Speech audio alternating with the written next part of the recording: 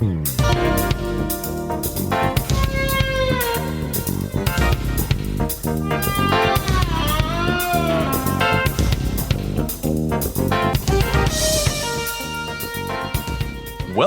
to the More Perfect Union, the podcast that offers real debate without the hate. I'm Kevin Kelton on a hot Austin evening, along with Ward Anderson. Hey, Ward, welcome back. The Don Draper of the More Perfect Union podcast. Sometimes he leaves for weeks at a time, and when he comes back, he just acts like it didn't happen. And Greg Matusak is with us. Thank you. After talking to my good friend, Dr. Fauci, I've decided, along with the other administrators here at the More Perfect Union, we now have a vaccine mandate. Mm-hmm. So if you guys do not have your vaccine papers, I'm going to ask you guys to sign off now. I'm not kidding about that, by the way. I know we are not in the same room, but I don't even want to catch this just by being on a podcast with you. So I am that serious about microphone transmission is one of the highest. The Delta is really bad with microphones. Yes, I am not kidding about this. So yes. And we have a nice guest tonight. Suzanne Robinson, one of my friends and neighbors here in Austin, is with us on the microphone. Hello, Suzanne. Hello. I am so pleased to be with you. We've been trying to book you on the podcast for weeks and weeks now. Suzanne is in the banking and financial services industry, which sounds pretty heady. What does that mean, Suzanne? It means I work for a bank. That's about it. You're like a high-class teller? Is that the... It is, yes, exactly. I'm on the commercial side of things. So I actually work for a bank that's based in the Midwest, but we have some commercial business in Texas. So I am one of the few people who was working from home before the pandemic. So didn't really change my work life at all. There you go. I forgot my PIN number about 3 years ago. Is there any way you could find that for me? It's gone. I mean, and if you could fix that for me, I'd really appreciate that. Thank you. I'd love to, but I just took ethics training again on Friday, and we're not allowed to do any of that kind of stuff. You know, you just gave us a great segue into our first segment, which is going to be about Governor Andrew Cuomo, because you mentioned ethics training. And in researching for the podcast tonight, one of the articles I read mentioned that he has to take, like everyone who is in government in New York State, sexual harassment training every year. And this past year, he had one of his assistants take it for him. And one of the people that filed a complaint against him was in the room when they were discussing it. So he doesn't even take his own sexual harassment training.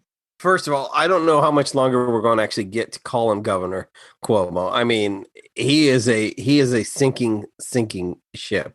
I mean, and anyone who thinks that he didn't actually do the things he's accused of, I know everyone is innocent until proven guilty, but I mean, that's it.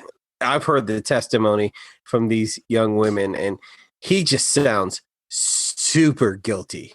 It's pretty damning. And, you know, I was a political fan of his. So when you've lost me, Governor, you're taking on water. Ward, I assume you feel the same. Go ahead. I do. My thing is, though, let's pretend for a second that the evidence isn't damning. Let's just pretend that for a second, okay? Sure. There does reach a point where the best thing you can do for your constituents, your party, your staff, your state is to step aside. You can still insist on an investigation. You can still claim your innocence. You can do that. But by staying where he is right now, innocent, guilty, damning, or otherwise, he's making it all about him. And the most noble thing you can do as a politician, as a leader in this case, is step away and go, this isn't the time for my personal drama to take center stage. There's too much going on. There's a pandemic still going on. I'm going to step away. I look forward to clearing my name at a later date. Well, before we get into a back and forth, I think we should hear from the only woman on this particular panel, Suzanne. I'm going to guess that you're not far off in your opinion from what has already been expressed.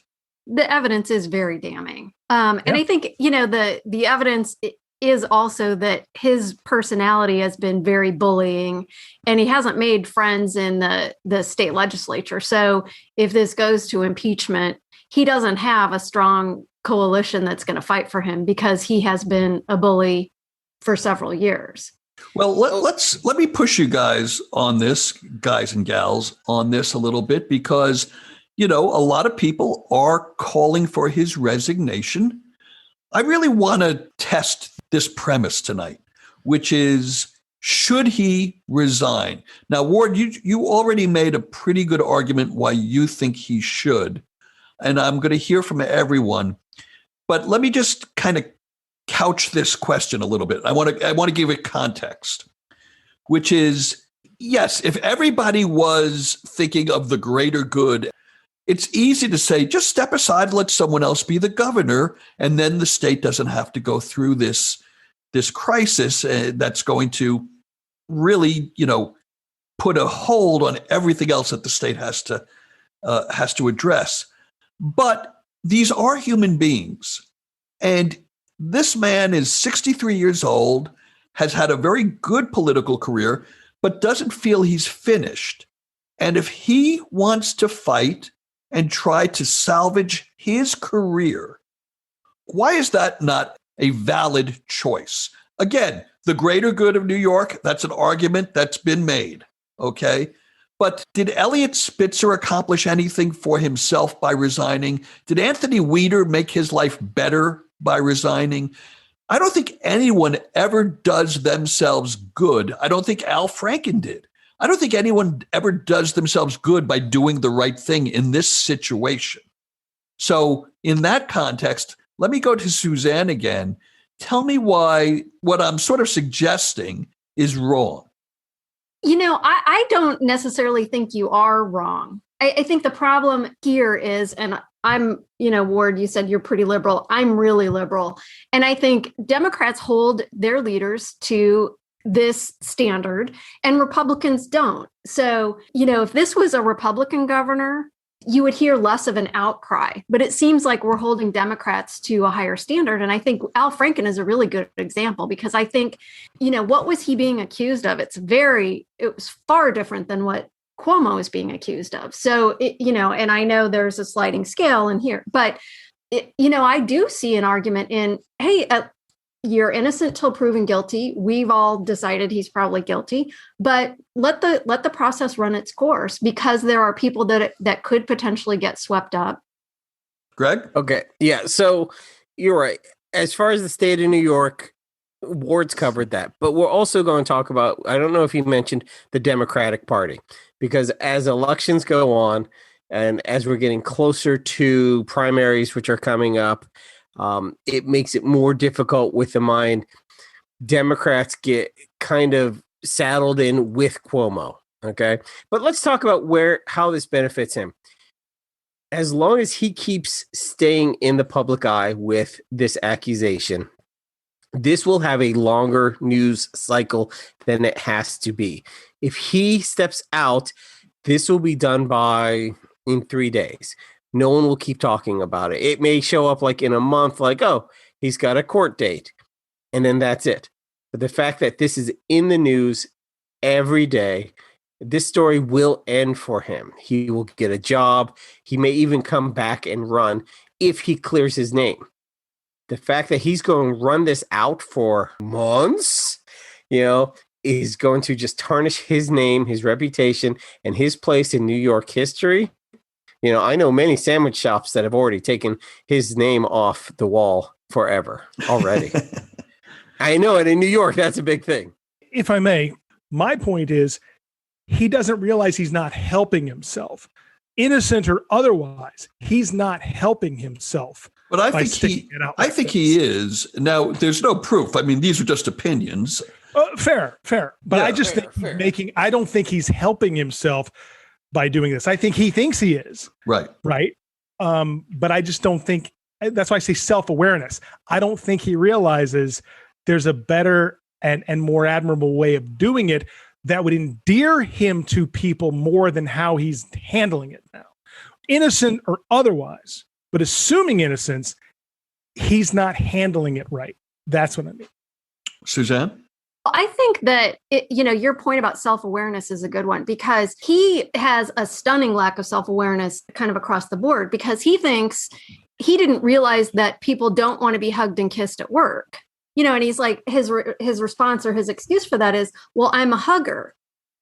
For me personally, one of the best things that came out of the Me Too movement was all these guys saying, oh, now we can't hug people at the office. And women are like, yeah, we didn't want to be hugged at the office. No one went to work to get hugged, unless you're teaching the Heimlich maneuver or you're like the Special Olympics, at the end cheering and hugging the people across the finish line. Those are really the only two appropriate environments where you should be hugging at work.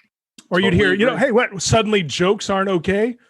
No, they were never necessarily okay, depending on what. Oh, suddenly you can't tell a woman that you think she's pretty and got a great figure. No, it actually was never really cool, right? Like, I agree. It's not suddenly. It was never okay. No, it was never cool. Just because you got away with it didn't mean anyone ever liked it. Right. But there's also the gray area. What concerns me is, listen, I believe the women that have come out and spoken about their experience with Andrew Cuomo. And, I suppose that in one or two or even three of the situations, there may be another version of the same events. It's hard to believe that all 11 were misunderstandings. Yeah, I agree. But this is one individual. That's it, right? But what concerns me is, and again, Andrew Cuomo will be fine whether he stays as governor, whether he resigns, whether he will be impeached. He's probably a wealthy man. He's at the tail end of a very successful career. And, everybody has to be accountable for their actions. But when things like this happen, and when you get to the ones that are a little murkier, for instance, Al Franken, my concern is that there are people that watch this in the media, and then they may be a mid-level manager or even the CEO or an HR representative in their company, and they're put into the position of dealing with a situation like this. And they don't do an investigation like the Attorney General of the state of New York. They just think, I better cut the cord now on this person. What I'm hearing sounds weird or blah, blah, blah. And I think a lot of people can get hurt for situations that were much more benign than the examples in this case. And it's that gray area. That's why I really like the idea, even in a bad case. And I think this one is, on a scale of 1 to 10, this is probably a 7 or an 8 in the sexual harassment world. Even in a situation like that, I think that there should be due process. Someone should be allowed to mount a defense, and then some formal decision should be made that goes through a process. I just don't like this trial by public opinion thing. Well, I think that's what the impeachment is right now. And that's why part of me feels that process should play out.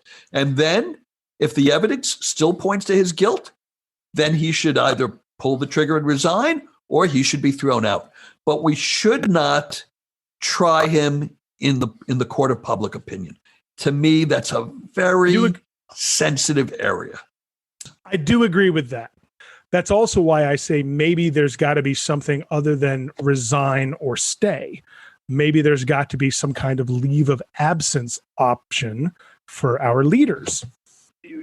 During a time when there's so much going on, and it takes it away from that, and you could focus on the actual issue at hand while investigating and dealing with that as well, but not as the front page story. Right. And then the other thing is, let's remember that he won his election by a comfortable margin. That has some weight too. And another election is coming up in 2022. My preference would be that the voters decide. Now, I understand that sometimes the charges are so grave that we can't wait for the next election cycle. But I personally would rather the voters determine whether what he did was enough to end his term in office. Again, I know that there are listeners who will strongly disagree with me. That would be my preference, but I also realize it may not be realistic given the severity of what happened. By the way, your co-host disagrees with you on that too. That's fine. Go ahead. Tell me why. I don't know that leaving it up to the voters is necessarily how we should treat things of this nature. Because as we've seen with the past, the voters could really love an authoritarian who mocks disabled people.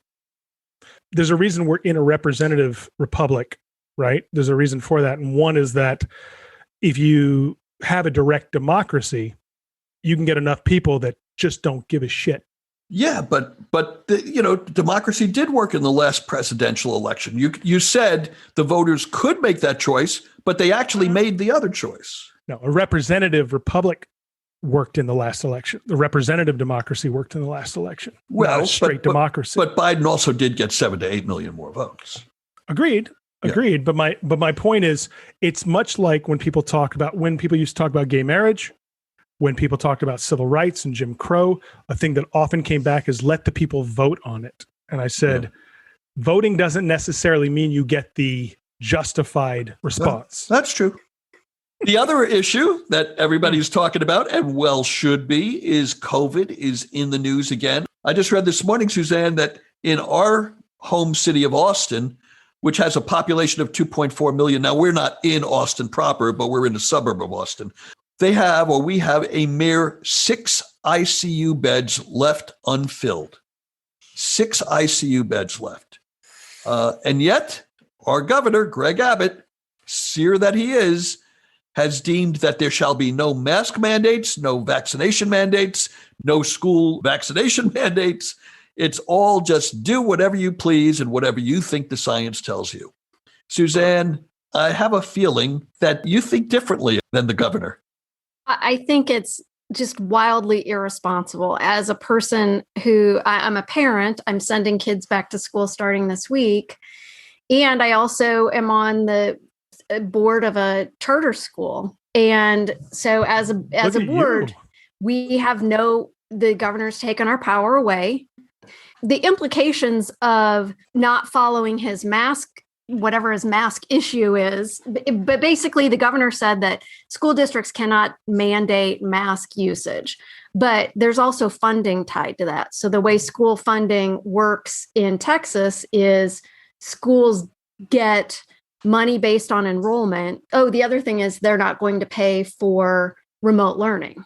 So you're guaranteeing you have kids in person, you have kids not wearing masks. And if you're a local school district and you decide we're going to institute a mask mandate, then you're not going to get funding. So they've put school boards, people are saying, well, just lobby your school board. Well, school boards are in a really tough spot here. What can they do? Yeah. Right. And we're not talking about like $10,000. We're talking about hundreds of thousands of dollars. Right. It's the way the funding works is they get X amount per student. So from the state, and then you can have the overage from your local, the property taxes you collect locally. Oh, so I'm it's sorry. like, in Texas, it's probably billions of dollars then. It's like and I'm forgetting the amount. It's like $6,000 to $8,000 per student per year. Holy shamoly, you're kidding. Yeah. So I should have more kids. You'd have to have them in Texas.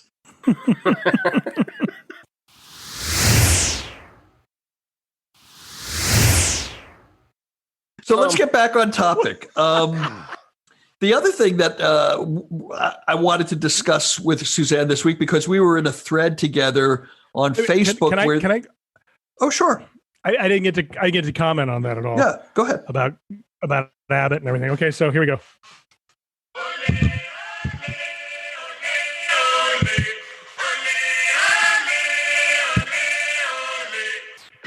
How you feeling? Hot, hot, hot. Oh, the COVID is making its way. We got the Delta. Get the kids sick. It baffles me that we have so many Republicans that are still trying to act like this is one big party. The pandemic is over, and let's all go out into the streets and have ourselves our summertime and our big party. The pandemic isn't over. And the thing that's driving me nuts about this is, everyone here on this show and many of the people listening have children. Children are already petri dishes. They're already just swimming in germs on a good day, right? And the fact that we keep acting as if they're immune to all of this somehow, and they'll be fine. We got to worry about just the olds and the not vaccinated and all that. And I go, it's going to actually be the children that spread it and keep it going and spread it to all of us. And they're like little petri dishes. And it's going to be a matter of time before it really does start to affect children. It will mutate, it will have strains, and it will affect the children. It already is harming, hurting, and killing children. Not to the degree it is other demographics. I'm going to admit that. But it's just amazing to me how people seem to be dismissive when it comes to the kids. That this is something that like it's Alzheimer's. And there's no way they're going to get it at 8 or 7 or 6. Or they take a Darwinian point of view of like, hey, we're going to lose a couple of kids, swimming accidents. Yeah, they say like only 300 kids have died. And it's like, I think we're kind of overlooking the fact that kids aren't supposed to die. That's right. That is a plane load. That is a jumbo jet full of kids. Fewer than 100 children die every year from food poisoning, but they do. And we try to stop it. We work to stop it. Like this swimming pool thing. I've heard that too. More kids die in swimming pools. Do you know the lengths we go to make swimming pools safe and to avoid drowning? And a majority of swimming pool drownings are due to negligence of that. It's not due to it just happens, like it falls out of the sky. It's because measures weren't in place in those areas. But public pools with lifeguards and safety measures and don't run and what are you doing and adult swim only and all that, these are all in place to avoid drownings. Well, I think it's pretty, I've heard a lot of people say this too. It's very ableist because there's a lot of this. Well, all these people had underlying conditions, or all these kids who died had underlying conditions. Well, you know what? They still matter. A child who is going through chemotherapy because they have cancer still matters. Like, they should be the people we are trying to protect most, not least. Yes. And when did we get this idea that when it comes to COVID-19 or the Delta variant, where did we get this idea that people are suddenly expendable? Look at how we've made a big deal over the opioid crisis for the past decade. At any point, has anyone gone, they're drug addicts. They're going to die. Some of them are going to die. Is that really our responsibility if they chose to take opioids and they got addicted and they died? We don't do that, and nor do I think we should do that. Okay, so I want to break in here and kind of, again, frame the discussion a little bit. So again, the four of us are pretty much on the same page about masks and vaccines and believing the science. Monogamy, relationships. And yet we've all been in discussions, and Suzanne and I were in a discussion together on Facebook with a mutual friend this week, a very articulate man, I assume well-educated, who was taking the opposite point of view. And what I found interesting was, I hear a lot of people talk about, we're not going to get any place with these people by shaming them, by calling them names, by being dismissive of them, that what we need to do is very gently and respectfully enlighten them with facts, try to challenge their perceptions. And we're not going to win them all over, but if we win over 1 or 2 or 3, and, that was the approach that Suzanne was taking, making very effective points about originally before the Delta variant was the predominant form of Delta. It's true that the science, as it was understood then, maybe back in April or May, was that if you're vaccinated, you're probably not going to spread the disease that much. And if you do get infected, you're probably going to have a very mild or asymptomatic experience.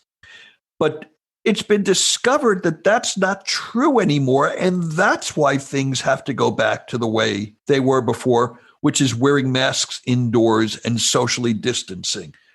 And again, Suzanne, you have the facts, I think, at the kind of the tip of your tongue. Did I explain that well? I think so. Yeah, I think that the kind of the point that this person was making was, well, how can we trust anything the CDC says? Because back in May, they said that vaccinated people could stop wearing masks. And now they're saying that you have to wear masks. And I think, there's a kind of a fundamental disconnect with people generally, I think, in understanding science, but understanding that it's going to change. Some people just have it in their minds that, the science is going to be set and it's never going to change. So I think, somehow we have to communicate in some way that this is going to constantly change. They think it's like gravity. They think it's like gravity. Right. We discovered gravity. This is it. It doesn't change. Right. But the CDC makes the decisions based on the science they have at the time they make the decision. They're not projecting in the future. They're not looking backwards. So in May, Alpha and Beta were the dominant strains. The viral load was 1,000 times less. And the viral load means how much infection you have in you and how much it makes you sick. So your viral load is less, you get less sick, and you cannot transmit it as effectively. Right. And that was when it was Alpha and Beta. Beta. And now we have Delta, which is, as you said, 1,000 times more virulent. Right. I just heard something today, kind of putting that in context. Before, when they were saying close contact with Alpha and Beta was 15 minutes in a room with someone who was infected. So Delta being 1,000 times higher viral load, that changes that time frame down to 1 second. Well. So just understand it's that much more transmissible. All right. I think this next point is going to prove why Suzanne is a much better human being than me. Everyone laughs, but it's true. Suzanne would like to try to explain in nice terms and try to coax people to her side. I'm over it. I'm done. I'm past. For me, mandatory vaccinations, or wait, you could lose your job. Oh, wait, we will take away your benefits. Oh, wait, you will go hungry. And I'm fine with that. And not only am I fine with that, but federal judges are fine with that.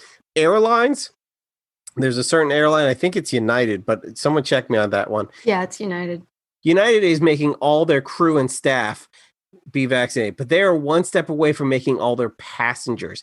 CNN just fired 3 people, said, you are not vaccinated, hit the road. You're not coming into our offices. You're not coming into our offices this week. In Cincinnati and Ohio, all medical personnel, all hospitals, I shouldn't say all hospitals because there are private hospitals, but all state and city have announced we are done. And the nurses union pushed back because they thought it should be something that they should be a part of. And they said, too bad.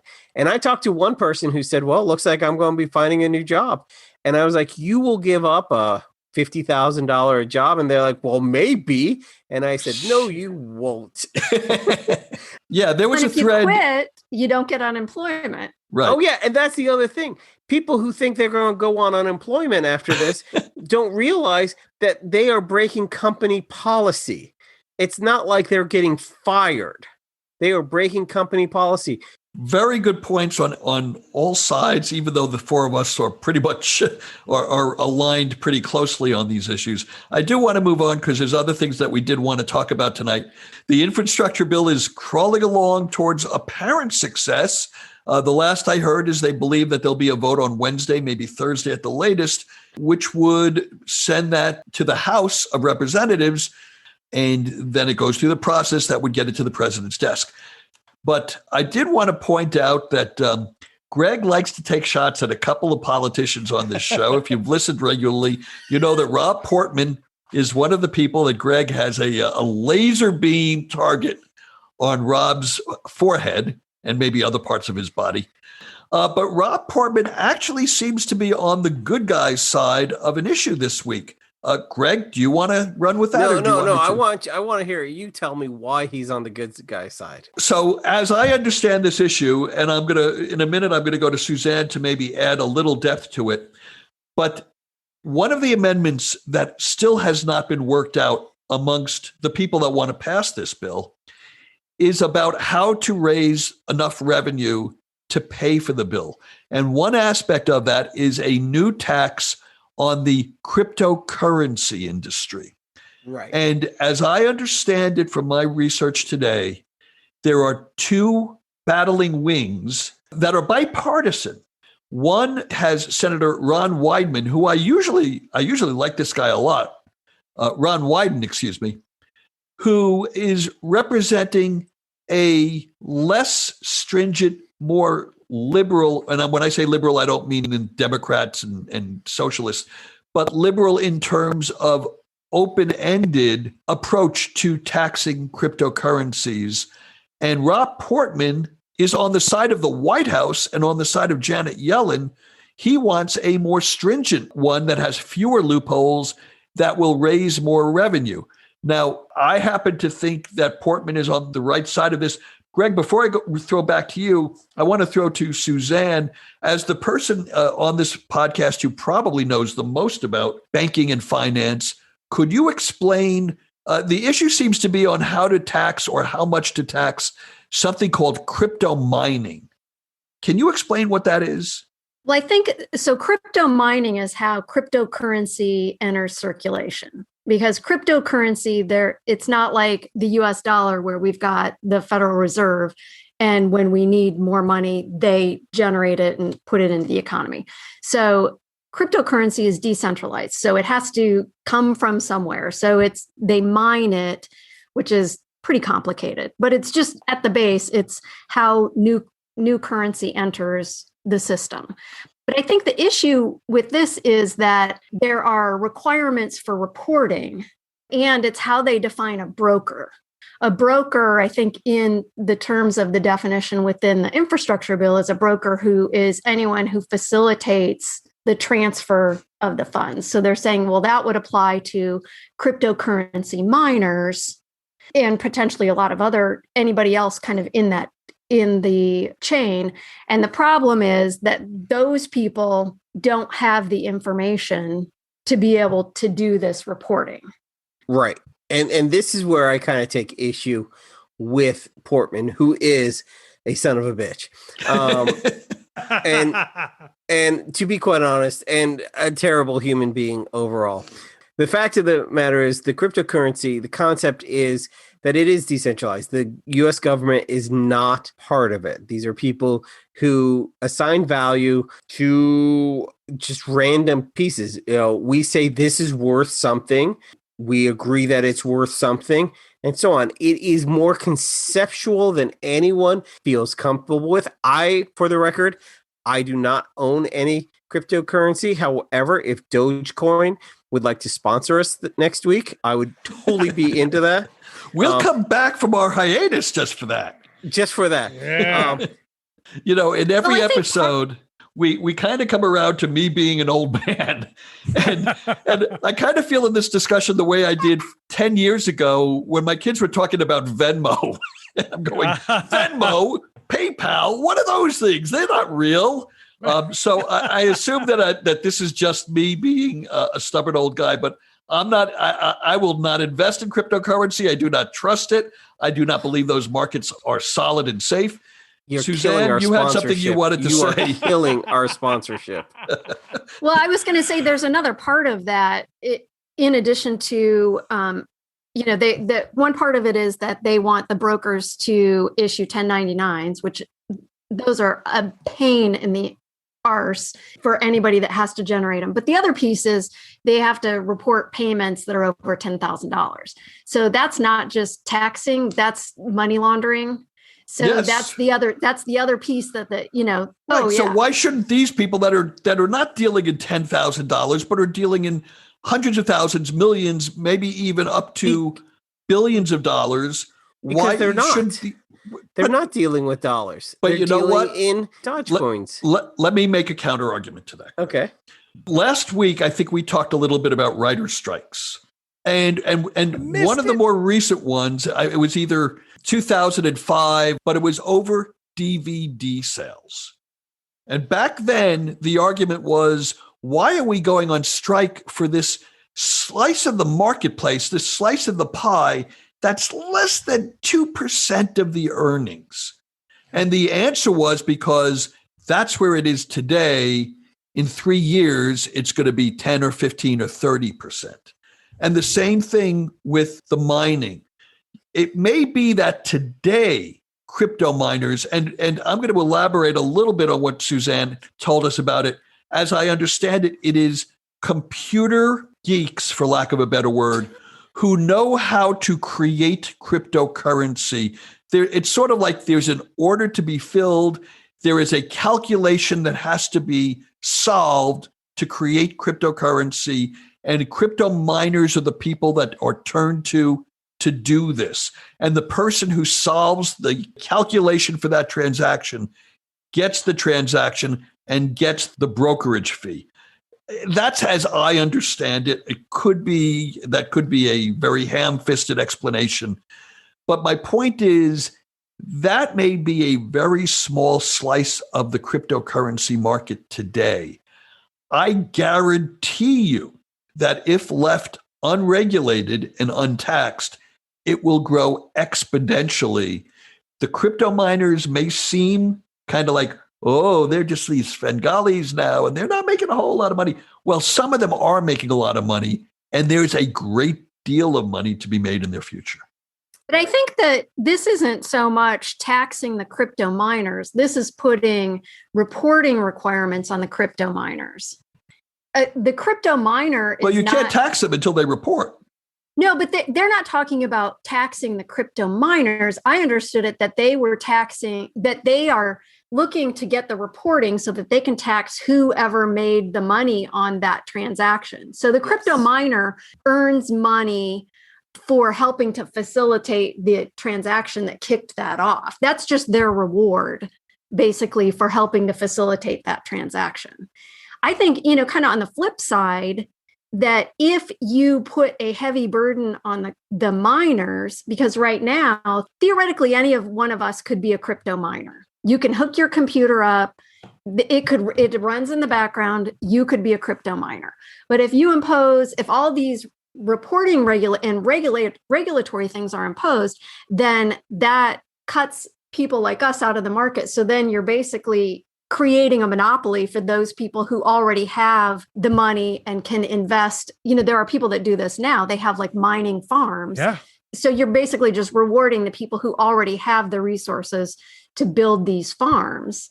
So by doing this, you're basically saying the benefits that we had to this, which is little guys can get involved and, we all can get a piece of the pie. Now we can't do that anymore because if I want to make 6 Bitcoins, I don't want to have to track down who were the people involved in this transaction and get their tax ID numbers so I can create a 1099 to send to the IRS.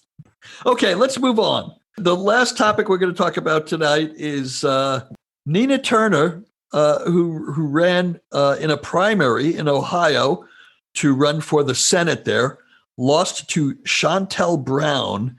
But Nina Turner was a strong supporter of Bernie Sanders both times that he ran for president, or at least ran for the presidential nomination of the Democratic Party. And she is a far left progressive who lost to another woman who is defined as being more of the Biden wing, the moderate wing of the Democratic Party. Greg, this is Ohio. This is your neck of the woods.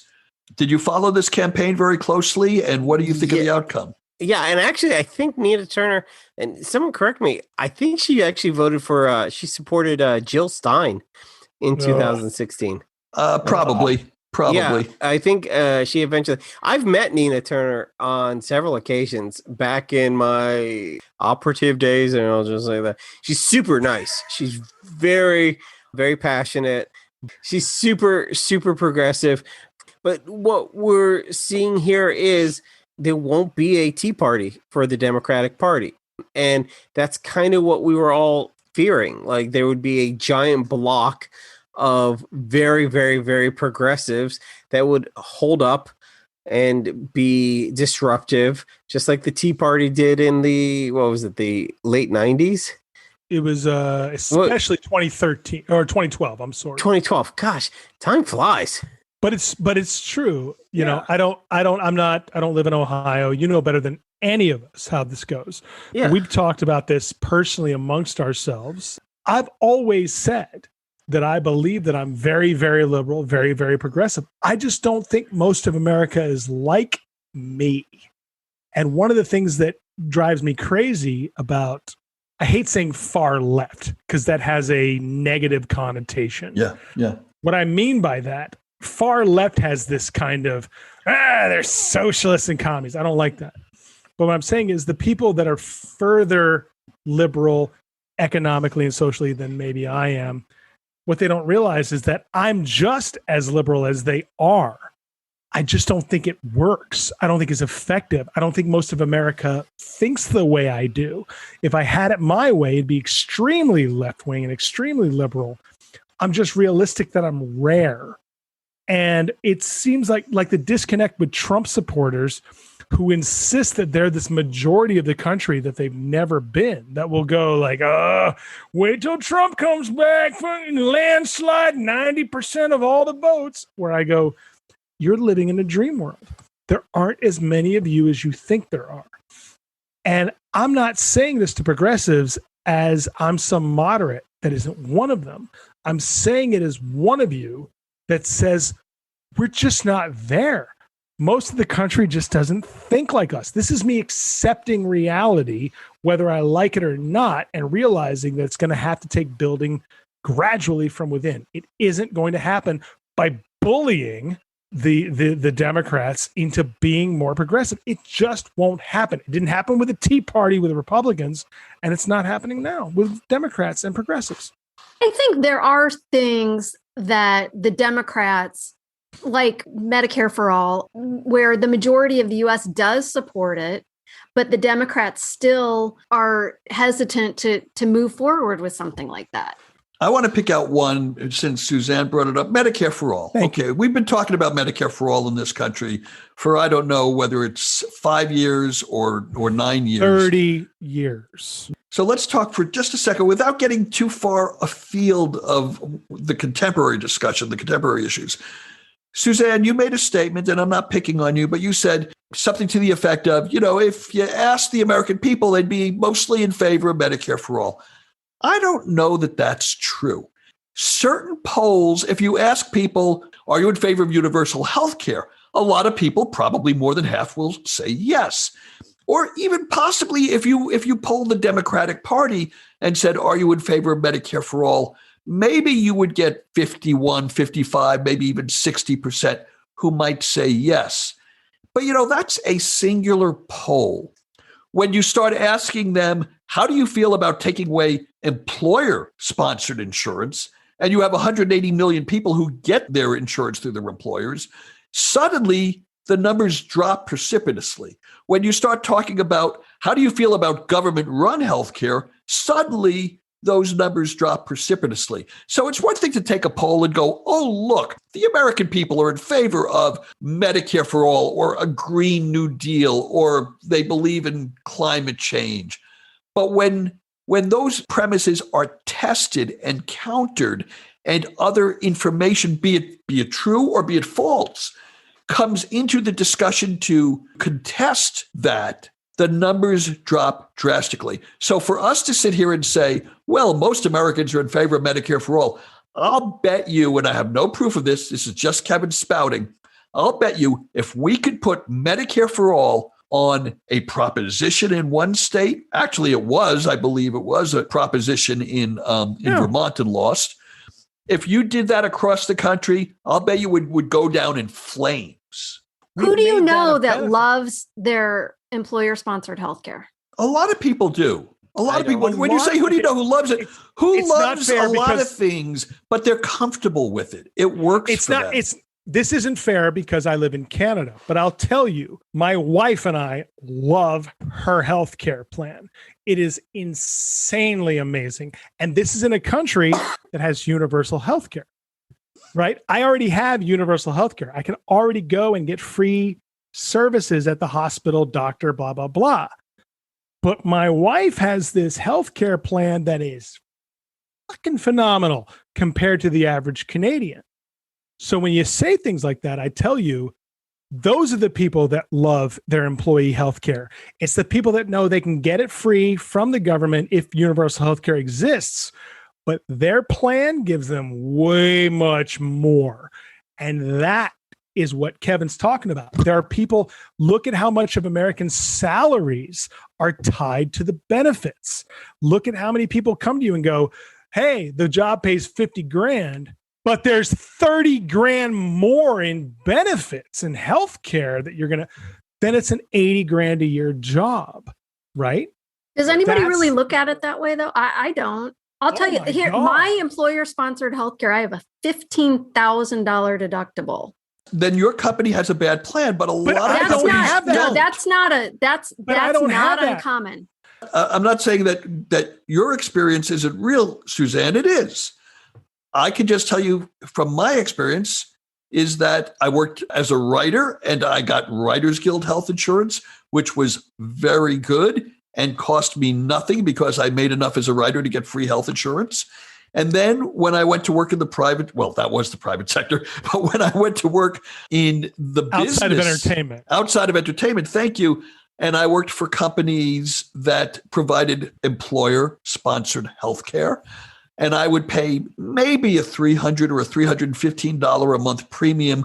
And this, we're talking about 2005, 2006, 2008, when that was, it was money coming out of my paycheck, but it wasn't a ton of money for a great plan. So I do not want to invalidate the experience. And Suzanne, I'm a little surprised, but I believe you if you tell me you have a $15,000 deductible. But a lot of companies, the individual's deductible is not that high. Well, no, what a lot of companies are doing now is they're moving to these high deductible health savings account plans, which is what I have. A health savings account is something totally different. No, it's all tied together. It's basically like a catastrophic plan, and then you have a health savings account. Well, that sucks. That sucks. But that's not what I'm talking about. I'm talking about PPOs. But I'll tell you, that's where things are moving. But that plan, and that is a problem. I choose that plan because it costs me less money because I do a spreadsheet and I figure it out. I believe that. That plan costs me less money than it would because if I choose the PPO, then my monthly premiums are way more. It's still cheaper for me to have that plan with the high deductible if I max it out. Again, and I take responsibility for this because I'm the one that led us down this rabbit hole. I'm just saying, if I could push a button and put the United States on a Medicare for All plan, I'd do it. But I don't support it because I know it's not politically feasible in 2021 or 2022. Maybe down the line at some point it will be. I think that there are things that can be done now to start exposing the populace to the idea of expanding Medicare, like dropping the age requirement from 65 down to 60 or 55 or 50, allowing a Medicare buy-in, which would be the public option that Biden often talks about. There's a lot of ways to expand Medicare. My point is, when you talk about Medicare for All, the reason Bernie Sanders did not get the presidential nomination, the reason Elizabeth Warren went from being the leader of the pack in, I think, September or October of 2019 to falling off a cliff before the Iowa caucuses was because she could not explain her Medicare for All plan and how she was going to finance it. Medicare for All sounds good when you ask relatively liberal people whether they're open to a new way of insuring more people. But when you go to that working stiff who does get his insurance from his employer and you say, we're going to take this away from you, you're going to pay a lot more in taxes, and maybe your employer will be a good guy and pay you more now because he's not paying for health insurance. But who's to say they're going to do that? I personally don't think that workers would recoup the amount that they lost. I think the employers would just keep the savings for themselves. Anyways, I didn't want to make this show about Medicare for All. What I wanted to point out is that it's easy to say everybody or a lot of people are for this or the majority of people are for this until you test the premise. I'm just saying that Americans aren't nearly as liberal as many liberals like to think we are. That's all. I'm all for everything that we've just talked about. I just don't think most Americans are. Okay. So with that, we really should wrap things up. We've got a whopping, by my count, we've got 1 hour and 39 minutes. Now, not all of it is going to make it into the show, but I'm probably going to do a lot less editing tonight because we did have some very robust conversations and because this is, and I know this is going to break some people's hearts, this is the last podcast we're going to be doing for a while. No, we're not quitting, but we are taking a well-deserved hiatus or vacation for the month of August because Greg and I have been doing this sucker every week for the last 5 years with an occasional sporadic week off because of a family commitment or something. But I think we, and I think Ward 2, could use a little vacation for the summer. Suzanne, we're going to ask you to stay in the office the next couple of weeks because you're the new kid on the block. So you have to answer the phones and open the mail. But for the rest of us, we're going to take a well-deserved vacation. Like I said, we're going to be gone. Now, that doesn't mean that there won't be new podcasts. We have 1 or 2 in the can that were conversations that went on long from other podcasts that didn't make it into the original cut, but we've distilled them into a new podcast. And hopefully I'm going to be able to coax my friends here to maybe do an interview with someone in their locale who happens to be worthy of 20, 25 minutes that we can turn into a podcast so that we can keep our listener base. But whether we do go dark for a couple of weeks, I can promise you that we will be back sometime at the end of August or the first week of September at the latest. So stick around. Do not take us off your subscriber list on Apple Podcasts. We will be back in a couple of weeks. And who knows? It might be during the Biden administration, or if we wait a little too long, it might be during the Trump 2.0 administration, because we all know that he's coming back into power any day now. Okay, before I go too far, I want to say thank you, Suzanne Robinson, for sitting in with us. I hope you had a good time. Thank you. It was a pleasure. Great. We'd love to have you back. In sponsoring us. Yes. Maybe the bank. Maybe the unnamed bank. We'll take money. With that, we want to thank everybody for listening, not just for tonight, if you made it to the end of this marathon conversation, but for following us for some 318 or 319 episodes now. Please follow us on Twitter at MPU Podcast and on Instagram at MPU Fan Club. And don't forget to share our MPU Podcast link on your Facebook timeline so your friends can discover us as well. And with that, Greg, how are you going to spend your vacation? Much like Suzanne, I'm going to be working for the podcast. I will be trying to shore up our sponsor list. I've got my list of sponsors that I'll be knocking on their doors. I've got the My Pillow guy. I've got so hopefully he'll sponsor us. I've got my IBC root beer. Hopefully things a little bit more. I'm hoping Tesla. Maybe they'll give us a car. All the perks of sponsorship.